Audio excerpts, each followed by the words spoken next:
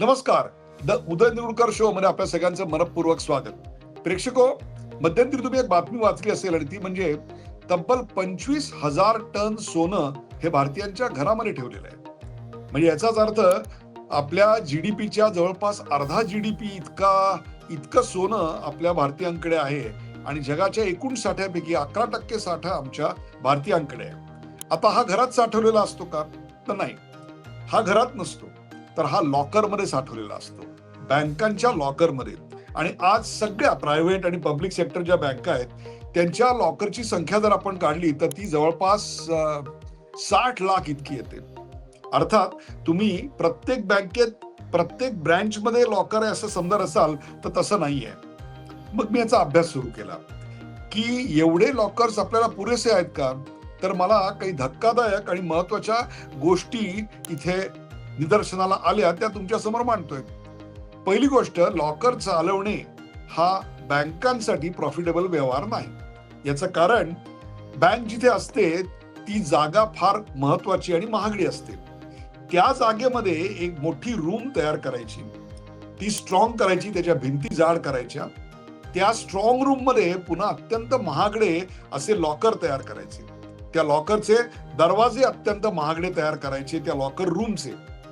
मग ते लॉकर आपल्या ग्राहकांना द्यायचे आणि साधारणतः 1,000 रुपये वर्षाला ते साधारणतः 40 ते 50,000 रुपये वर्षाला इतकी फी त्याच्यावर चार्ज करायची. पण तरी सुद्धा त्यातून प्रॉफिट काही होत नाही. याचं कारण त्या जागेचं भाडं सुद्धा त्यापेक्षा कित्येक वेळा जास्त असतं.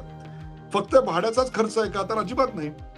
इकडे तुमच्याकडे एक चावी असते ग्राहक म्हणून आणि बँकेकडे एक चावी असते आणि तुम्ही 12 तासापैकी केव्हाही तुमच्या लॉकरमध्ये ठेवलेलं सोनं काढायला जाल, कारण हे जे 25,000 टन सोनं आहे त्यातलं बरचसं सोनं हे भारतातल्या बँकांमध्ये ठेवलेलं आहे. आणि म्हणून ही जी 60 लाख एवढी आमच्याकडे लॉकर्सची संख्या आहे ना, ती अत्यंत अपुरी आहे. 2030 साल इथपर्यंत भारतातल्या लॉकरची गरज ही जवळपास 6 कोटी इतकी वाढलेली असणार आहे. पण हा व्यवहार तर अदबट्ट्याचा आहे बँकांसाठी. याचं कारण इथे फक्त त्या जागेचा खर्च आणि भांडवली खर्च अपेक्षित नाहीये, तर तिकडे त्या सगळ्याला एक मोठा इन्शुरन्स असतो. त्या इन्शुरन्स बरोबरच त्याची देखभाल असते आणि तुम्ही 12 तासात कधीही जाल, त्यामुळे तिकडचा जो कर्मचारी वर्ग आहे तो शिफ्ट मध्ये काम करणारा असावा लागतो. त्याचे ओव्हरहेड जर कॅल्क्युलेट केले तर तुम्ही जे 5-25,000 रुपये त्याचं भाडं भरता त्यातून हा खर्च निघतच नाही.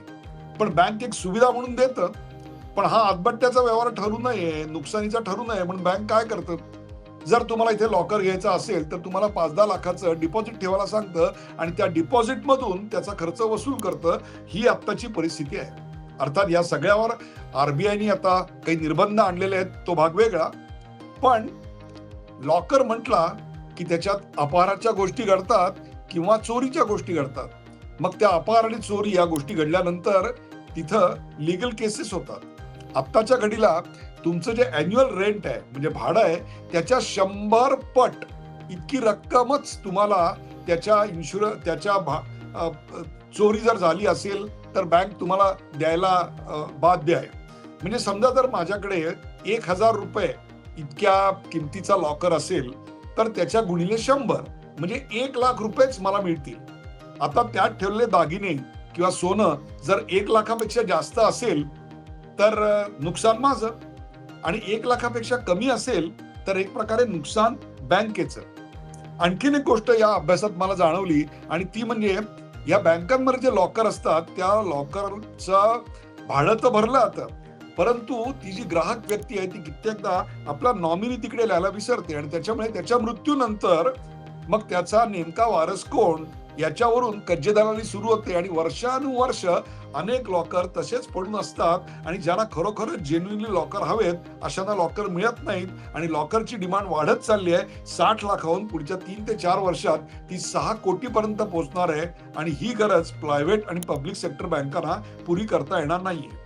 म्हणूनच बँगलोरमध्ये एक अफलातून प्रयोग झाला आणि तो प्रयोग मी आता तुम्हाला सांगणार आहे.